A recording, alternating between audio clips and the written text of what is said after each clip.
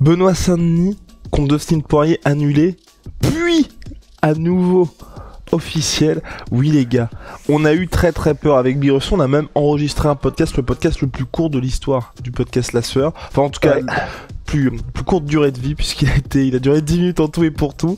Le combat a été annulé. Le combat d'abord, pourquoi est-ce que tout le monde s'est enflammé? Parce que Dustin Poirier, comme ça sans crier gare, petit tweet de lui qui s'entraîne, le combat est annulé, mais je bosse toujours. Là, tout le monde commence à se dire oulala, c'est repris ensuite par ESPN, par Ariel Helwani qui discute directement avec Dustin Poirier, qui explique que en gros, quand le combat avait été annoncé, c'est ce que Dustin Poirier dit, il n'avait pas signé de contrat, il ne s'est pas mis d'accord avec l'UFC. Là, morale en berne. Et finalement, quelques heures après, Dustin Poirier, encore une fois sur Twitter, qui explique c'est bon, le combat oups, voilà, c'est ça, oups, désolé les gars, j'avais pas de nouvelles de mon manager, c'est bon, le combat est à nouveau officiel, on se voit le 9 mars à Miami. Ding. Et donc on va vous expliquer un peu ce qui s'est passé, parce que du côté de Dana White il y a eu des réactions, du côté des journalistes il y a eu des réactions, enfin il y a pas mal de choses qui se sont passées. Du côté du camp BSD c'était toujours pas d'inquiétude, le combat va bel et bien avoir lieu, donc on va voir tout ça. Mais c'est vrai qu'il y a une vraie frayeur, et particulièrement aux États-Unis, parce que de leur côté évidemment ils sont plutôt team Poirier, de la réalisation ou pas, matérialisation ou non, de ce véritable choc de l'UFC 299. Donc voilà Big Rusty, avant que ce soit l'heure de BSD contre Saint-Denis. It's Holscon time. BSD contre Saint-Denis. BSD contre Dustin Poirier, Big Rusty. BSD contre Dustin Poirier. Holsker nous accompagne toute cette semaine, les gars. Donc en gros, c'est la semaine de Nassourdine Imavov. Vous pouvez voir le magnifique le magnifique packaging.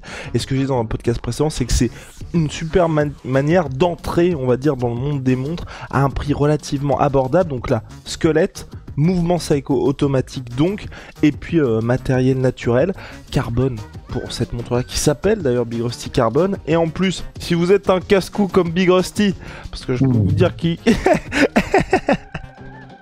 la promo du siècle. Le verre est en saphir, donc ça vous évite de le démonter comme vous pouvez démonter vos... Oh là là là là. Ah oui, ok. Vos iPhones. Oui.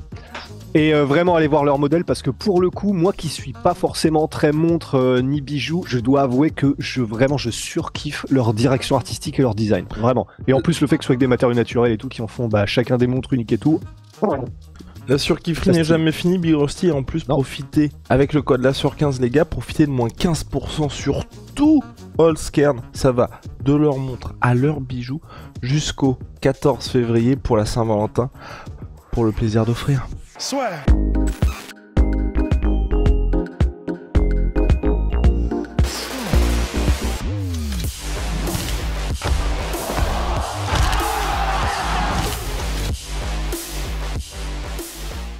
On rentre dans le vif du sujet. Dustin Poirier, Benoît Saint-Denis. Donc on a commencé, comme j'ai dit précédemment, avec le tweet de Dustin Poirier qui disait que le combat était annulé. Et ensuite, donc un peu plus tard dans la soirée, Dustin Poirier, désolé tout le monde, j'agis précipitamment, je n'ai pas pu joindre mon manager pendant quelques jours. Je viens de parler avec lui, donc son manager, et Hunter Campbell, qui est un peu le boss de tout ce qui est légal de l'UFC. C'est lui qui gère les contrats pour les gros athlètes. Le malentendu de ma part, le combat est confirmé, rendez-vous le 9 mars à Miami. Donc comme ça, vous voyez le truc, vous dites, Dustin Poirier, c'est quand même un mec qui pue l'amateurisme au regard de son statut, d'un gars qui a quand même affronté plusieurs fois Conor McGregor en main event de pay-per-view, qui, son dernier combat était aussi un main event d'un pay-per-view. Ça paraît assez étrange. Sauf que Big Rusty, le plus probable dans cette histoire, c'est qu'il ait tout simplement essayé de récupérer un peu d'oseille. Ben ouais, et parce que ça paraît quand même tellement improbable que déjà, pendant quelques jours, il n'ait pas pu joindre son manager. C'est possible, hein. Il y a peut-être une explication, peut-être qu'il y a des trucs qu'on n'imagine pas, mais ça paraît tellement fou que sur un coup de sang, entre guillemets, Dustin Poirier décide bon, j'arrive pas à joindre mon manager, donc ça veut dire qu'il y a un truc qui va pas, j'en ai marre, caca nerveux, je tweet que c'est bon, ça se fait pas, il y en a marre. Ça paraît tellement improbable à ce niveau-là, et avec autant de sous en jeu et avec autant d'intermédiaires, même s'il y en a peut-être pas beaucoup, il y a peut-être que Dustin, le manager, Hunter et les gars de l'UFC, mais à ce niveau-là, j'ai presque envie de dire, ça n'existe pas de faire ça sur un coup de sang et en mode, bon, il y en a marre maintenant, et de mon côté, je prends cette décision de faire un tweet qui peut avoir des répercussions aussi... pas grave, c'est pas grave, ça reste du sport, mais qui est aussi importante en tout cas. dans le cadre de Dustin Poirier, du sport, de l'UFC, etc. D'autant que il y a eu des réactions par les proches de Dustin Poirier qui, eux, étaient, il y avait pas de doute dans leur tête. C'était et ce sont des gars qui connaissent bien Dustin Poirier, qui lui parlent régulièrement, et que ce soit donc il y avait Gilbert Burns qui connaît bien Dustin, qui était en mode bon bah voilà, il a réussi à sécuriser les dollars, bravo à lui avec cette négociation et le levier qu'a utilisé Dustin Poirier, qui était de rendre le truc public, que ça n'avait pas encore été signé, etc. Et il y a un de ses meilleurs amis, Pablito, qu'on connaît parce que on est partenaire avec lui, avec Onae, parce que Ben a kiffé son style mulet moustache à l'époque en le voyant dans les stories de Dustin Poirier. C'est une vraie histoire. Et bah, du coup, en fait, on suit Pablito sur les réseaux. c'est, c'est le podcast qui va dans la cinquième dimension, mais c'est réel ce que je suis en train de raconter. Et Pablito, donc de son vrai nom, Cody Verret, qui est un ami très proche. Non, mais je sais, là, on a l'impression que c'est le Cluedo de l'étrange, mais c'est vrai. Et Cody Verret, qui est donc un ami proche de Dustin Poirier, lui, il s'est même pas embarrassé de convention. Bon, il était en mode, il a fait des tweets en mode euh, échec et mat quand il y a eu les réactions, en gros, à Dustin Poirier a réussi à faire son levier, etc. Échec et mat. Donc là, bon, échec et mat, ça veut probablement dire effectivement qu'il y avait dû y avoir des négociations engagées par Dustin Poirier à travers le fait qu'il rende ça public et que ça a marché. Et ensuite, il a fait un deuxième tweet. C'était en gros en rapport avec le film Memento, il me semble, de Christopher Nolan, qui est d'ailleurs un très bon film, et où il met la tête de Dana White sur un post-it où il y a marqué « Ne croyez pas ces mensonges ». Bon, du côté de Cody Verret et Pablito, c'est donc très clair. Et du côté de Ariel Helwani, alors il faut prendre ça avec des pincettes aussi parce qu'on sait que Ariel Helwani, il est en bif avec l'UFC, il déteste Dana White et dès qu'il en a l'occasion, voilà, il essaie de mettre Et des la vraies sauces, réciproque est vraie d'ailleurs. et la réciproque est absolument vraie. Voilà, tout ça se déteste joyeusement. Et Ariel Helwani, à la suite du tweet de Dustin Poirier disant c'est bon, tout est réglé, Ariel Helwani a réagi en disant il a bien joué. En gros, il a mis même 19 Dustin Poirier en mode Dustin Poirier a gagné ce round, donc il a réussi ce qu'il voulait, la manœuvre qu'il voulait, et il a obtenu l'argent qu'il voulait. Maintenant, le contrat est signé. Donc chronologiquement, c'est ça. Ça donnerait quand même l'impression, effectivement, que c'était une manœuvre volontaire de Dustin Poirier et pas, comme Dustin Poirier l'a dit, un espèce d'accident de oups, pardon, j'arrivais juste pas à parler à mon manager. Après, il y a donc Dana White qui, lui, en parallèle de tout ça, en réaction à alors je crois que c'était soit une interview de Guilherme Cruz. Interview de Guilherme Cruz et article de MMA Fighting, plus grand média de MMA au monde, pour lequel travaille le fameux Guilherme Cruz. Non, c'est pas un aka Guilherme Cruz, c'est son vrai blaze, et Guilherme Cruz, malheureusement, a pris tarif de la part de Dana White. Et quand on dit tarif, il a eu droit à sa double story, oui. Il a eu la double story. Et la double story en question, c'est... alors attends que je la retrouve, mais c'est à base de tu es une énorme merde. Alors attends, voilà.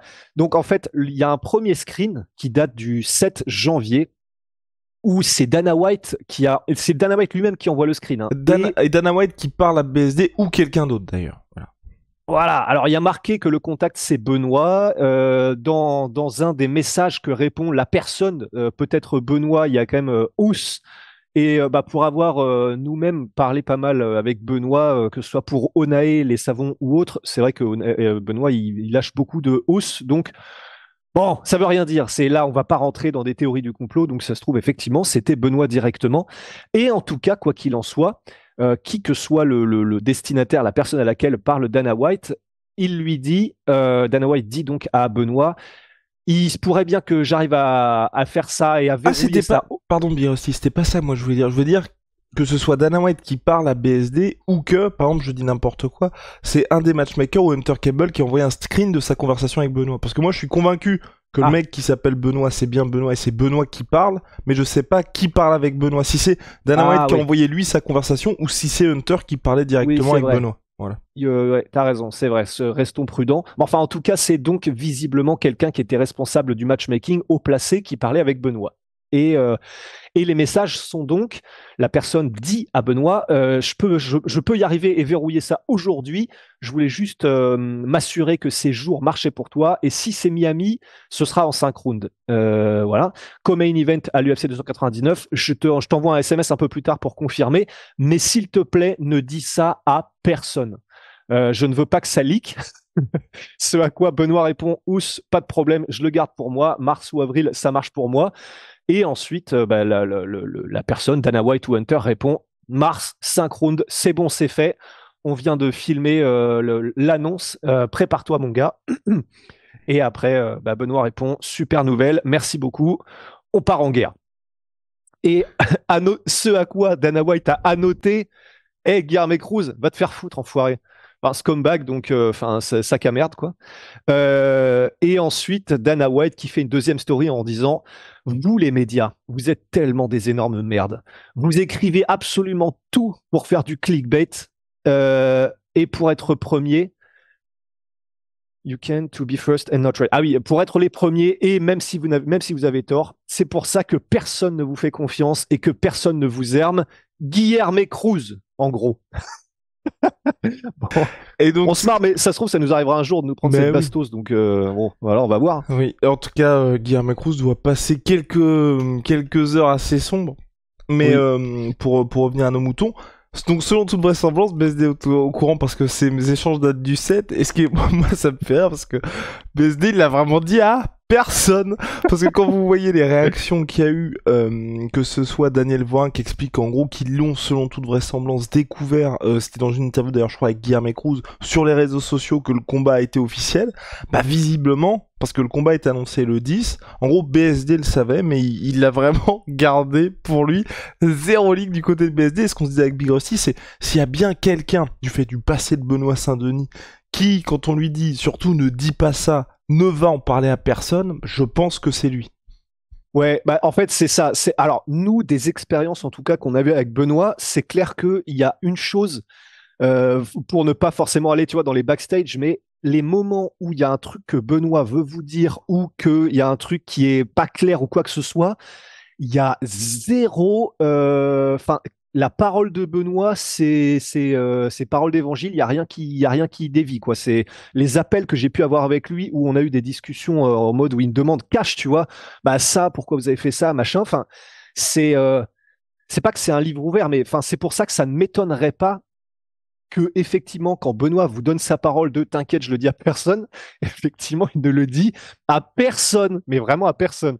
Après peut-être qu'on se gourre, si ça se trouve il y a un truc qu'on a raté, qu'on a mal interprété, etc. Oui mais c'est ça, il n'y a pas eu encore les réactions un peu on va dire en longueur, que ce soit de Daniel Voirin, que ce soit de la BTT avec Guillaume Pelletier, le manager de BSD, pour expliquer ça, mais pour l'instant c'est vrai que les premières discussions les premières réactions qu'il y avait, que ce soit Guillaume Pelletier lors de la petite interview qu'il nous avait accordée, où il expliquait qu'en gros il avait géré ça, il faisait croire à BSD ce qu'il disait, que ça allait être plutôt Benil Dariush, et finalement c'était Dustin Poirier. Enfin, on avait l'impression qu'on allait dans une direction différente là-dessus. Donc en tout cas à voir comment ça s'est passé de leur côté. Mais c'est vrai que là visiblement, en tout cas par rapport au screen que Dana White a envoyé, donc on aura aussi le son de cloche de BSD pour savoir si BSD parlait à Dana White ou à quelqu'un d'autre, comment s'est passé les négociations. Et vous inquiétez pas que les journalistes américains vont évidemment poser la question.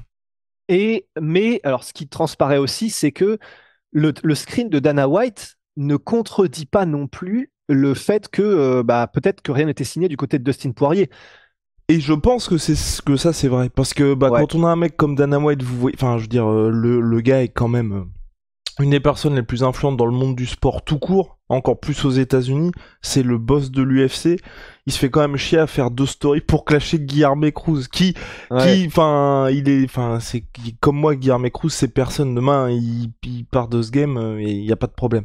Donc Dana White, c'est quand même fait chier à faire 2 stories dédiées à Guilherme Cruz, ce qui vaut peut-être tous les trophées possibles et marques de reconnaissance en tant que journaliste. Et en gros, par rapport à ça, le fait qu'ils ne mentionnent pas et qu'ils disent pas justement qu'il n'y ait pas de screen de le combat était officiel depuis le début, parce qu'honnêtement, c'est peut-être, et pour moi c'est ça qui est le plus important, c'est qu'honnêtement, c'était le principal point. C'est le fait que le combat était annoncé par l'UFC et n'était pas complètement signé, n'était pas signé tout court du côté de Dustin Poirier. le fait que Dana White n'est pas le screen, ou n'est pas même, tu sais, tu postes le contrat signé et puis tu floutes 2-3 trucs. Enfin, en gros, là, pour moi, c'est la réponse parfaite parce que pour le coup, que ce soit les Ariel Helwani, enfin, tous les mecs qui disent, ouais, non, ah là c'est terminé, tu tournes la page. Donc pour moi ça veut bien dire, et parce que l'UFC l'a déjà fait, Big Rusty vous en avez déjà parlé dans de nombreux podcasts où en gros ils annoncent des combats, par exemple Paulo Costa contre Ikram Aliskerov, et la plupart des combats de Paulo Costa, par exemple là le Paulo Costa qu'on doit avoir et qu'on aura finalement, Paulo Costa contre Robert Whittaker, il l'avait annoncé l'UFC, ce n'était pas signé du côté de Paulo Costa.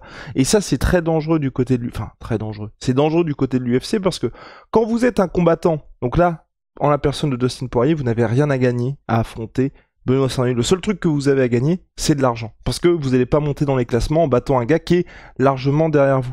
Donc forcément, Dustin Poirier, qui n'a pas signé son contrat, qui est qu'au main event, et on rappelle l'annonce, hein, le 10 janvier, vendre des places le 12 janvier. Donc en gros, heureusement qu'il y avait cette annonce-là pour vendre beaucoup de places à l'UFC 299.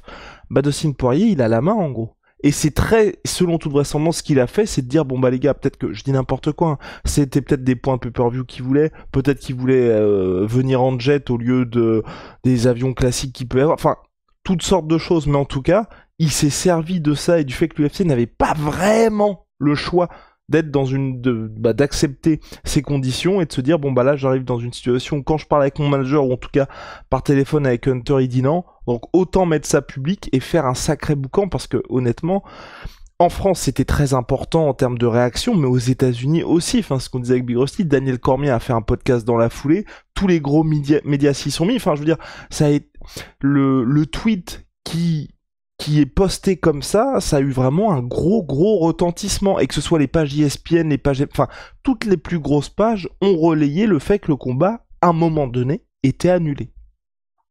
Et en plus de ça, on l'avait dit, mais dans le podcast qui a duré littéralement 10 secondes, parce qu'on a appuyé sur upload sur YouTube, et 10 secondes plus tard, on regarde sur Twitter, et il y a le tweet de Dustin Poirier qui nous dit « En fait, c'est bon, tout va bien », et donc on a supprimé le podcast, voilà, à 22h, voilà comment on passe nos soirées hier. Mais, et c'est ce qu'on disait dans ce podcast-là, il y a eu un article aussi d'MM Fighting qui rappelait que ça avait eu lieu même avec Dustin Poirier, et c'était pour l'UFC 254 contre Tony Ferguson.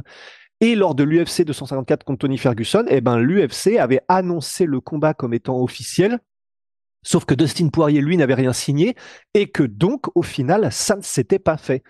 Donc, c'est Dustin Poirier lui-même étant, c'est pas coutumier du fait, mais c'est juste que c'est déjà arrivé qu'il y a eu un précédent de Dustin Poirier qui refuse, entre guillemets, de plier à la pression populaire de l'UFC qui peut-être utilise ça comme levier de rendre le truc officiel pour forcer peut-être un petit peu l'athlète à signer plus vite qu'il ne l'aurait voulu.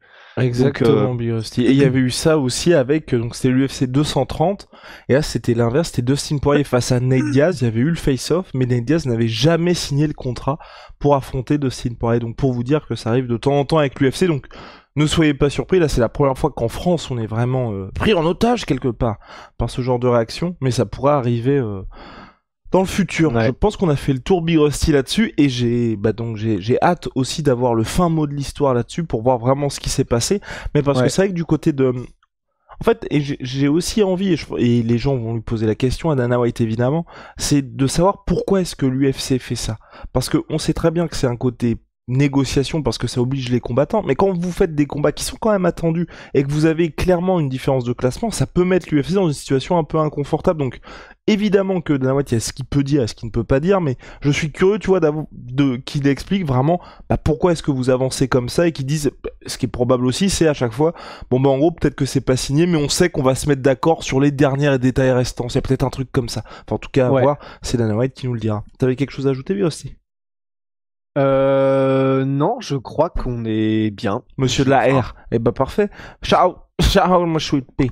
Sweet Protein, les gars. Moins 30% sur tout My Sweet Pea. Ben non, les gars, parce qu'en ce moment, c'est les soldes. Il y a jusqu'à moins 65% Big Rusty avec le code La Sueur. Et en ce moment, aujourd'hui seulement, moins 17% supplémentaire avec le code La Sueur. Ce vendredi 2 février, vous ne trouvez pas code plus intéressant en France, j'ai même envie de dire dans le monde entier.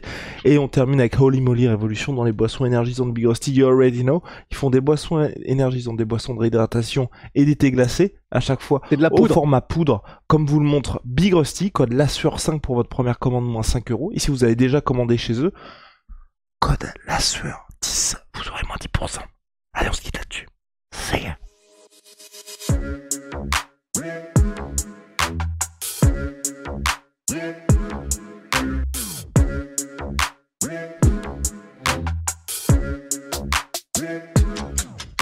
I'm fucking coming for you!